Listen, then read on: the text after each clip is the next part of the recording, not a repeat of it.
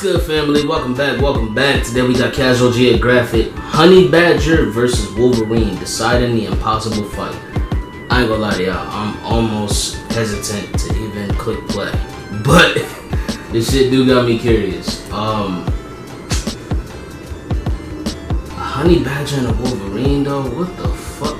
Alright, let's get into it. An Oreo-flavored bowl cut wearing a salt in the food web. A scavenging super soldier steroid weasel. Two animals infamous for durability. There ain't no way you started it off like death this. as a concept and being a part-time predatory hemorrhoid. An unstoppable force versus an immovable object. A fight as much philosophical as physical. And today, we'll break down how these musclets match up until in the end, only one is left standing. Now disclaimer, I've actually done this video before, but after some additional research and some number crunching, my answers changed quite a bit, and after mulling it over, I actually feel pretty good about my pick. Another note I wanted to add is there are no definites in nature. What I mean is, if I say animal A would beat animal B in a fight, I don't mean animal A would run the table every time. It's more like if A and B squared up 10 times, I'd expect animal A to hypothetically win at least 6. Any debate worth having wouldn't just be one contender steamrolling the other. That being said, let's meet the misfits. The Honey Badger's black Air Force energy emanating from an aggressive tube sock. At only about 20 to 30 pounds and a length of 22 to 30 inches, the glorified ferret is too small. I feel like I'm watching Death Battle right now. For a conventional way of life. In a world of fight or flight, the honeyhead's defining trait is not having wings, and monochrome crash outs are actually their best defense. But it's not just a bluff. The bane of bees has 1.5-inch claws, mostly for digging and breaking into hives, and jaws powerful enough to crack open a tortoise. They apparently use those jaws to castrate larger animals to bleed them to death. But if you want to be fair here, we do have to mention that the castration claim came from Kruger Park Ranger James Stevenson Hamilton in 1947 and hasn't been documented since. Either way, the real flex is that if cockroaches had breasts, they'd probably be honey badgers.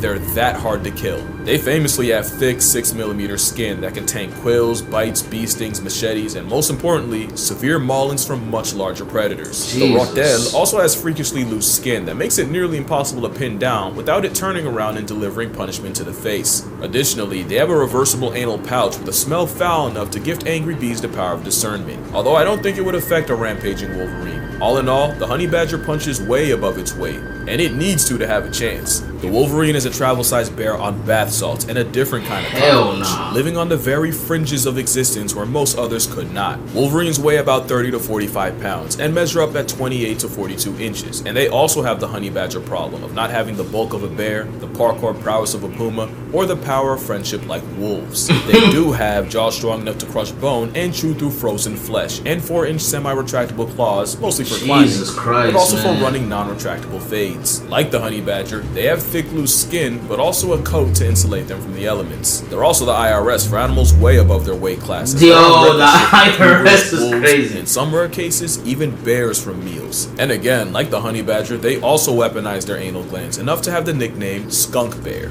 Not something that should matter against a badger, but the fight would be an odious assault on and of every sense. The Wolverine's bigger frame means it has confirmed kills against animals up to 20 times its size, and there's even one case of a Wolverine allegedly putting a polar bear in past tense by latching its jaws around the bear's windpipe. But just like with the honey badger, there isn't really evidence of a rageaholic gym sock suffocating a polar bear with more than just smell, but his then again, commentary people won't let facts get in the way of a good story. That's how some animals end up sounding way worse than they actually are, and how other animals don't get taken nearly seriously enough. Like the most dangerous animal in Yellowstone isn't a wolverine, a wolf, or even a bear, and a quick look at these articles and you'll see that a fluffy, bearded tank puts way more humans in hospital beds. But actually reading the articles will tell you that it's the people causing problems, and the bison are guilty of only protecting their personal space. That's why it's important you have both sides of a story before you start judging, and that's why I'm working with Ground News. Ground News is an app and website developed by a former NASA engineer who saw news outlets basically bias planting to boost engagement. And like I always say, if you think you're impervious to bias, then you're exactly who would be affected by it. But you can take the power back, because Ground News counters that by putting all the world's headlines from across the political spectrum in one place so you can actually be fully informed. Bison bias aside, here you can see the attack was covered by over 120 sources, 72% being relatively center,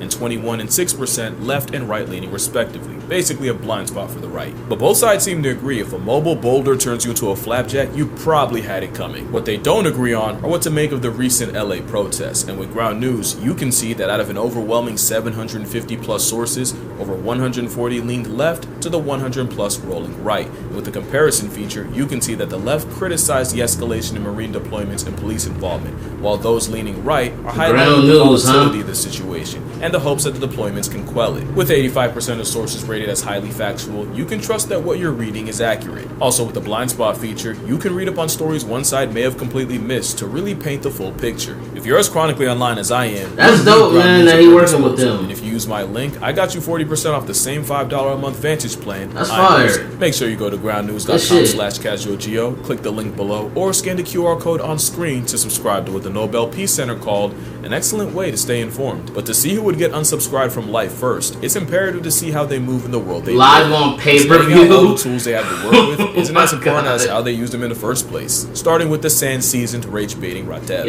Honey badgers have the second widest prey range of any mustelid, and most of what they find is by using their claws to dig them up. A study done in the Khalahadi Transfrontier Park found that most of what they eat are small mammals like mice and gerbils, and small reptiles like geckos and skinks. The honey badgers are also high metabolic maniacs that'll try highly venomous snakes such as puff adders and black mambas, and they'll steal larvae straight from the heart of homicidal beehives. They're so masochist-coded that many believe that they're immune to venom when they're only resistant. There are cases of honey badgers being excused from the mortal roll call while eating honey because they got stung to death in the process, and getting flatlined by snakes because they kept getting bit but refused to quit. Honey badgers seem to have a severe lack of self-preservation, but it makes sense when you live in a world where running away is physically not an option. But it also means they're crazy enough to try to meal tax a leopard right in front of it. And that's cause the honey badger is a forager on steroids that doesn't pass up opportunities to eat because they virtually can't afford to. Most predators rest and chill after a big kill. Honey badgers will stop only for as long as it takes to consume it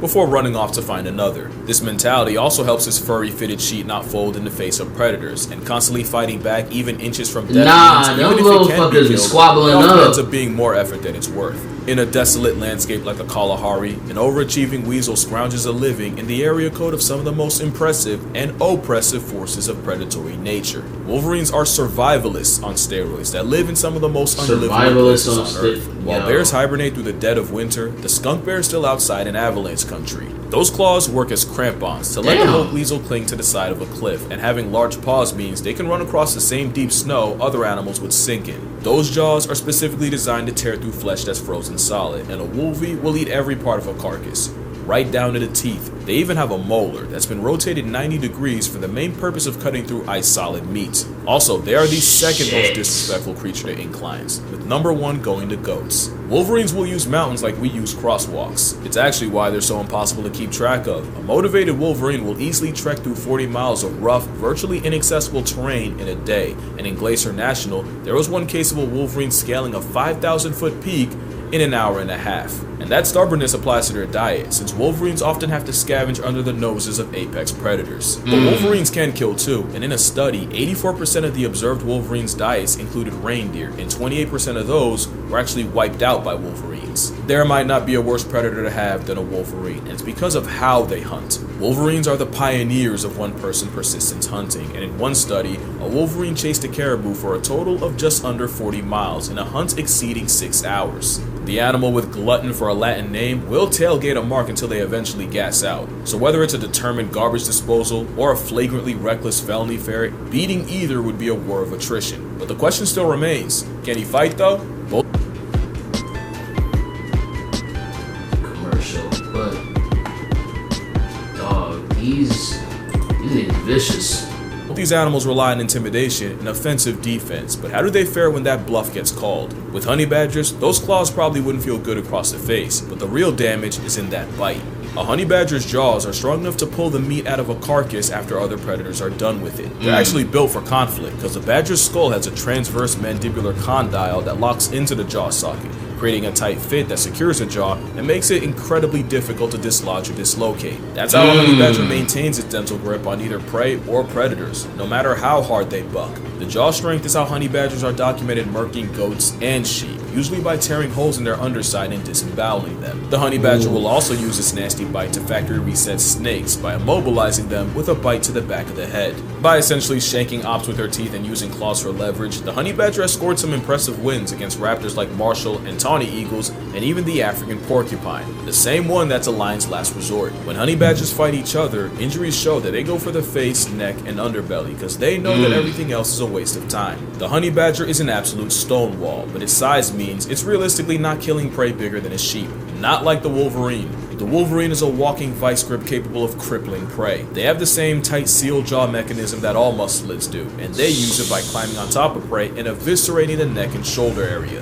One of their favorite strats is running up on prey trapped in deep snow and essentially turning their last moments into a rodeo. Wolverines have used this to single-handedly take down Dall's sheep, reindeer, mountain goats, elk, and even the biggest mark in the area. So from then, 1967 to 2001, the Wolverine got to be a little more ferocious, right? Or am I tweaking? Flatlining moose, and based on the bodies, they favored tearing at the legs, neck, and shoulder. Now, to be fair, the Wolverines usually went after the young, the sick, or as mentioned, those swallowed by snowdrifts, but it's still a feral ferret the size of a mid-dog, taking the life of an animal 20 times its size. Against each other, they use their hook claws to grapple and try to land their trapped jaws around the face and throat. The Wolverine has a higher power rating than a honey badger, but the honey badger has that dog in him. Even in a dying effort, honey badgers have been known to throw hands at a lion for hours. But there's another aspect we gotta look at, and this might actually be what decides it. How they match up with predators is a big factor, since in this fight they're going up against another predator. And there's no shortage of threats to a honey badger's well-being. Lions, hyenas, leopards, wild dogs, crocodiles, baboons, and pythons are all liable to catch an African aggro skunk slipping. As much as their reputation precedes them, honey badger got quite a lot to give a shit about.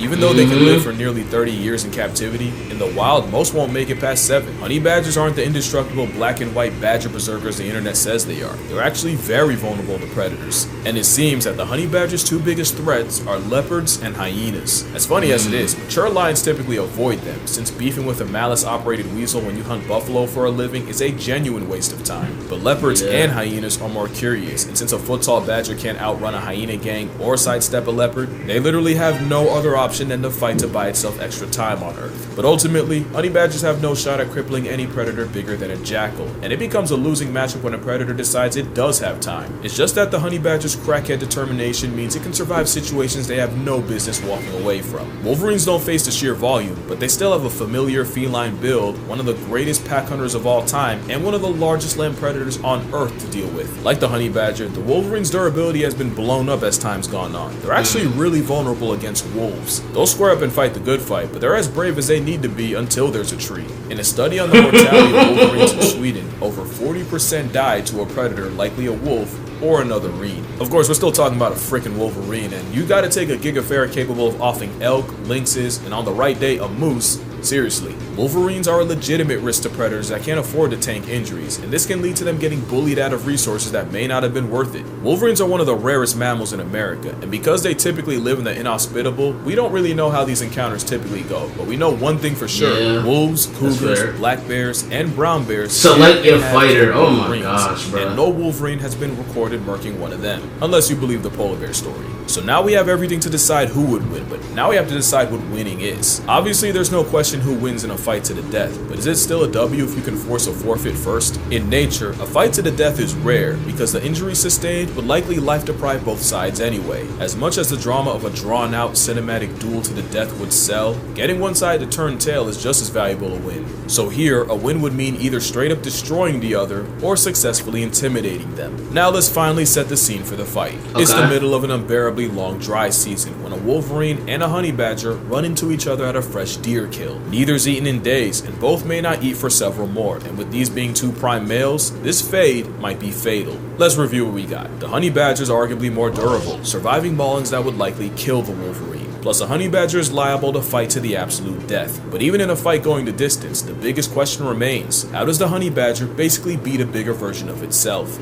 The Wolverine can survive one of the worst conditions of any predator, and the same jaws that can cripple a moose and allegedly a polar bear should be enough to crush the honey badger's skull. But the honey badger takes a lot to kill, and will be squirming and giving it right back the whole time. For the Wolverine, the question is, if bigger predators struggle with it, how does the Wolverine expect to be any different? It's not easy, but the winner is the Wolverine. The I honey badger's said that, looking man. loose skin and attitude would make this a prolonged fight, but the Wolverine's jaws are capable of inflicting enough crush damage on the badger, especially if it Okay, lands so in I'm the not head. tripping because I said Then the go. Wolverine In a might fight take going that the distance, one. the Wolverine would get beaten up, but the honey badger likely wouldn't be able to get a kill on the Wolverine. But the real winner here is the Wolverine's lack of risk aversion. Even though the honey badger's more kamikaze coded, Wolverines have been known to die trying to steal a kill in front of a bear. So the chances the Wolverine backs off are lower than the Wolverine offing the badger, or even the honey badger running first. Against a similar sized African civet, the nasty honey badger's able to pin it, but ultimately the civet's able to walk away. I can't see a honey badger submitting a much bigger Wolverine, but like I said, there are no definites in nature, and in a best of 10, I'd expect a Wolverine to force a submit or a retreat at least 6 times. It was close, but in a matchup like this, only one can take the W,